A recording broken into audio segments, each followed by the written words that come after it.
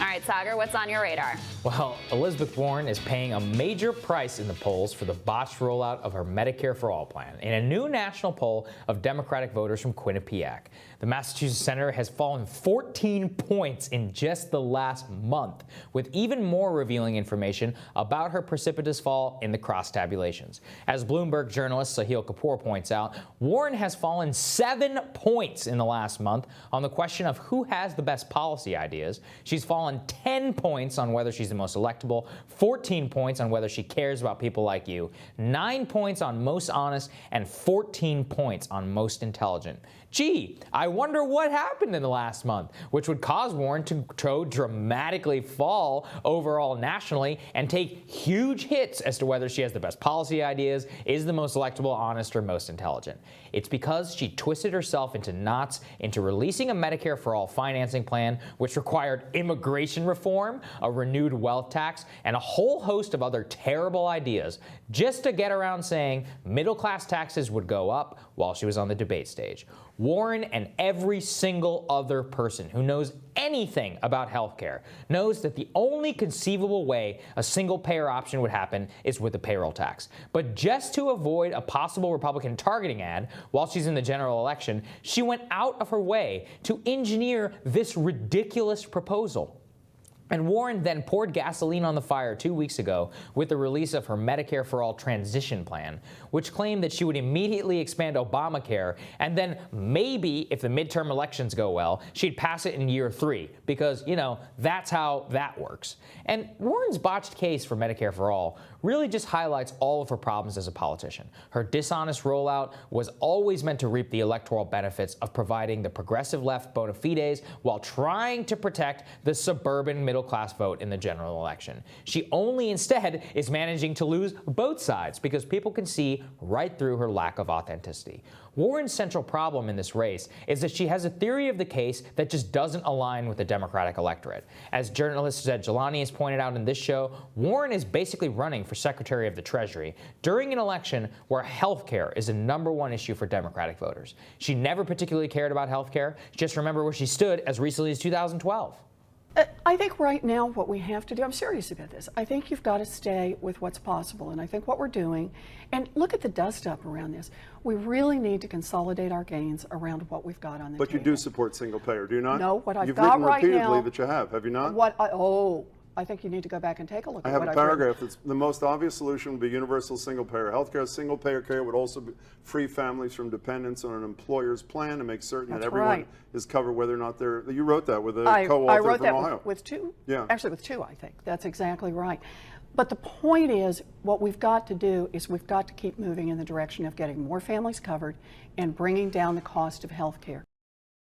Warren's failing poll numbers and her shaky political brand validate what I've said on the show from the very beginning, that voters care a lot less about the actual policy that you're proposing than whether you're being honest with them about your priorities and whether you'll fight as hard as you possibly can to get something that's as close as you can get after a policy is mangled by our political process in Congress. Warren, of all people, has the largest trust deficit to make up with Americans, given that most people already know her as the person who lied about her heritage for decades in order to benefit her career, only to take a bizarre DNA test that didn't prove her claim and get called out by the Cherokee Nation.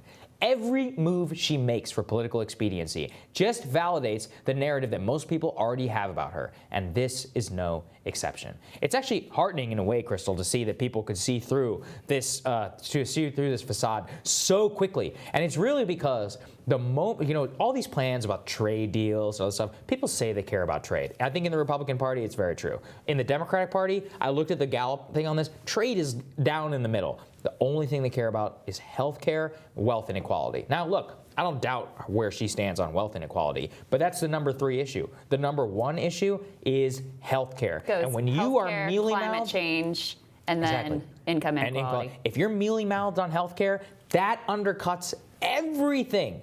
Every single other one of your plans. That's what she never understood from the very beginning. I think it's really simple. She started to look like a normal politician. Yeah. I Which mean, she is, actually. Yeah. One thing that people can tell, look, we might not be great at numbers or rational analysis or, weighing where we are on the ideological spectrum versus a potential candidate. Like, that's not how most voters think about this thing, but people are really good at sensing BS. Right. And so when she was fishing around for an answer on a Medicare for all, studiously trying to avoid to say the words middle class People can see taxes, it. Yeah. like, you can just see it. And so, I mean, ironically, it's funny because it's very instructive looking at these polls. At the same time that some support for Medicare for all, as it's been under attack, has dropped, Bernie Sanders is still consistently the most trusted person on healthcare because he's... And it went up, actually. Because he's aggressive about talking about it and he's straightforward about the plan. So people trust him on it, even as some support for Medicare for all has been lost, which is just really interesting and instructive. But yeah, if you think about,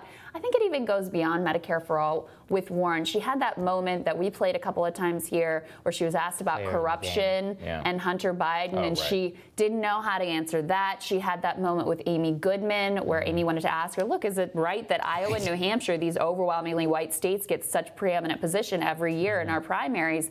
And she was so contemptuous. She couldn't believe that she actually even had to answer that question. Joe Biden had a better answer than her on that. That's what all it takes. I'm just a player in the game. A small amount of political skill to be like, you know what? We're running a national campaign. I love the people of Iowa and I love the people of South Carolina. Done. I mean, I just did that. Yeah. It's like she does this thing over and over again where she just is always, she's one of the most calculated people, and the mask slips off so quickly. Whenever she's asked about DNA by Charlemagne the God, whenever she's asked by Amy Goodman about Iowa and New Hampshire, asked about Hunter Biden, in every single case, you can see her brain calculating in real time the political ramifications of something, and that's not honest. Well, that's not honesty. She wants to get the right answer. Right. I relate to, like, I'm the A student, please, or whatever. She wants to get the right answer rather than just saying what she actually thinks. That's the right answer, though. So when you see her searching around, what do I say about Hunter Biden and corruption? Like, I feel this, but it's going to happen. Then I can't be the VP or the Treasury Secretary. And what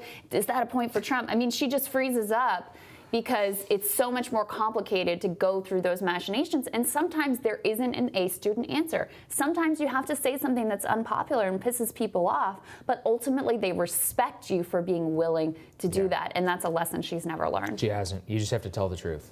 All right, I'm looking forward to your radar next, Crystal.